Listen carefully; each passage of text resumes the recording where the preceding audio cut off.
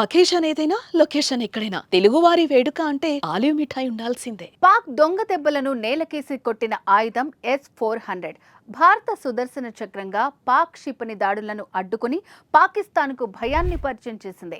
Russia తయారు చేసిన ఈ సుదర్శన చక్ర S-400 మిసైల్ సిస్టమ్స్ యుద్ధ సమయంలో ఎంతగానో ఉపయోగపడింది. దీంతో రష్యా నుంచి మరిన్ని S-400లను భారత్ దిగుమతి చేసుకోవాలని భావిస్తోంది.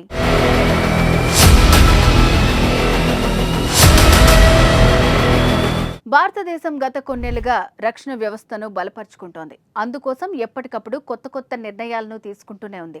దేశీయంగానే ఆయుధ సంపత్తిని పెంచుకుంటూనే విదేశాల నుంచి కూడా అత్యాధునిక యుద్ధ సామాగ్రిని, పరికరాలను కొనుగోలు చేస్తోంది. రష్యా, ఫ్రాన్స్ సహా పలు దేశాల నుంచి అత్యాధునిక రక్షణ వ్యవస్థలను దిగుమతి చేసుకునేందుకు అనేక ఒప్పందాలు చేసుకుంది. అయితే ప్రధానమంత్రిగా నరేంద్ర మోదీ అధికారంలోకి వచ్చిన 2014 నుంచి అది మరింత పెరిగింది. ఈ క్రమంలోనే రక్షణ ఒప్పందాల్లో ఇతర దేశాల నుంచి ఒత్తిడి వచ్చినా వాటిని జయించి భారత త్రివిధ దళాలకు అత్యాధునిక ఆయుధాలు, మౌలిక వసతులను కల్పించింది. అయితే ఇటీవల పాకిస్తాన్ ప్రయోగిస్తున్న డ్రోన్లు, క్షిపణులను నేలకూల్చేందుకు భారత్ S-400 ఎయిర్ డిఫెన్స్ సిస్టమ్ను ఉపయోగించి సూపర్ సక్సెస్ అయ్యింది. దీంతో మరికొన్ని అదనపు యూనిట్స్ ని రష్యా నుంచి భారత్ దిగుమతి చేసుకోనున్నట్లు సమాచారం.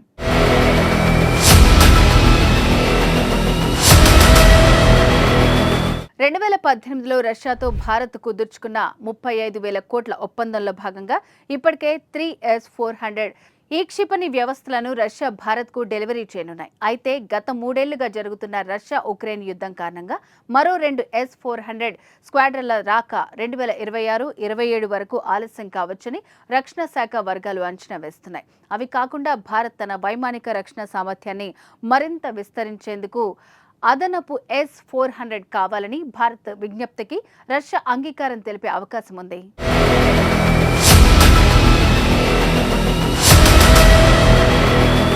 ఈ S-400 ట్రయాంప్ ప్రపంచంలోనే అత్యుత్తమ long range air defence system.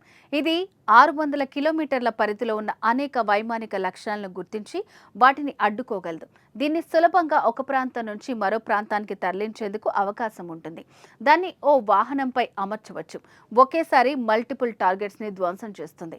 ఏకకాలంలో 80 లక్ష్యాలను ఛేదించగల సామర్థ్యం కలిగి ఉంటుంది.